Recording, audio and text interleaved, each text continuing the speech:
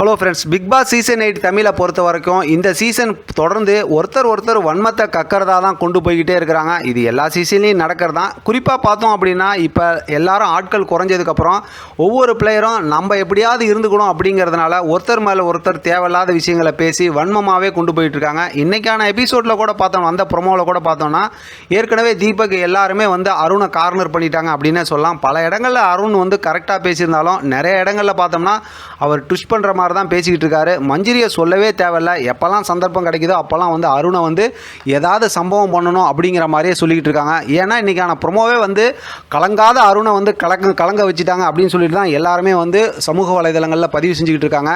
எப்படி பார்த்தாலும் big pass நிகழ்ச்சியை பொறுத்த வரைக்கும் இந்த சீசன் 8 ஆனது பார்த்தோம்னா பயங்கரமாக ஒரு ஹிட்டுன்னே சொல்லலாம். நிறைய விஷயங்கள் சுவாரஸ்யமாக இருக்குது, நிறைய விஷயங்கள் டிசப்பாயிண்டடாக இருக்குது. இப்போதைக்கு பார்த்தோம் அப்படின்னா அருணை கார்னர் பண்ணியிருக்காங்க. இந்த வாரம் தர்சிகாவா அருணா அப்படிங்கிற அளவுக்கு இருக்குது. பார்க்கலாம் என்ன நடக்குதுன்னு. இதை பற்றின உங்களோட கருத்தை கமெண்ட் பாக்ஸில் தெரியப்படுத்துங்க. தொடர்ந்து ஆதரவு கொடுங்க. தேங்க்யூ ஃப்ரெண்ட், தேங்க்ஸ் ஃபார் வாட்சிங்.